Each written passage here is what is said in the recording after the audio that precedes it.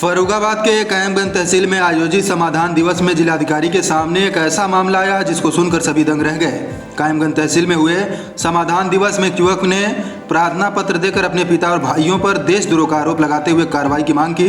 जिलाधिकारी ने प्रार्थना पत्र पर पुलिस को जाँच के लिए आदेश कर दिए हैं। फिलहाल ये मामला चर्चा का विषय बना हुआ है।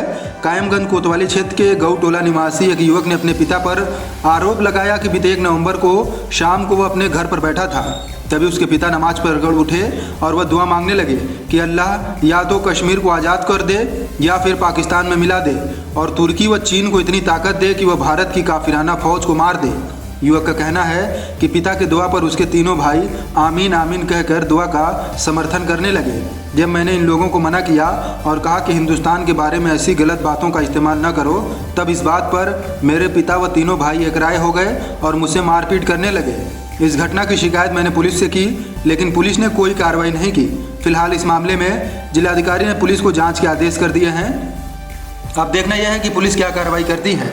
जिलाधिकारी मानवेंद्र सिंह ने बताया कि युवक द्वारा प्रार्थना पत्र दिया गया है, जिसकी जांच संबंधित थानों द्वारा की जा रही है। इस मामले में शिकायतकर्ता युवक के पिता का कहना है कि बेटा आवारा किस्म का है, वह घर वालों से जमीन बेचकर दिल्ली के रघुवीर नगर में फ्लैट देने को कह रहा है। वह गाली गलौज करता है। इस कारण 2 दिन पहले दूसरे पुत्रों ने उसे पीट दिया था। उन्होंने आरोप को पूरी तरह गलत बताया है। ये घटना आएगी 1 नवंबर शाम 7:30 बजे की लगभग अंदाजन।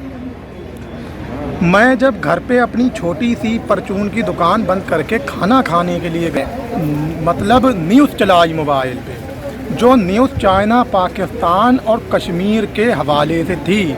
हमारे पिताजी नमाज़ पढ़ रहे थे, ये तीनों भाई हमारे पास में बैठे हुए थे, तो न्यूज़ की तरफ हमारे पिताजी का ध्यान था और वो नमाज़ पढ़ रहे थे।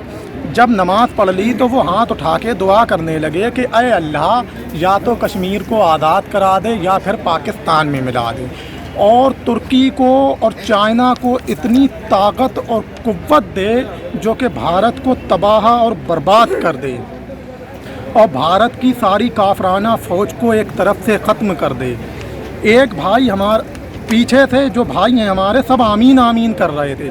एक भाई पाशु जो है वो ज़्यादा आमीन आमीन कर रहा था, तो उस पर हमने जो है इनका विरोध करा। हमने कहा भाई, हमारी रगों में जो खून है वो हिंदुस्तान का अनाज हमने खाया है, उससे बना है और हिंदुस्तान का खून दौड़ रहा है। लिहाजा आपसे निवेदन ये है कि हिंदुस्तान के बारे में ऐसे अश्लील शब्दों का इस्तेमाल ना कीजिए। हमें खूब मारा और मार तोड़ की, गाली गलौज की। जब हमने गाली दी तो हमें मारा, साथ में पिताजी ने भी मारा।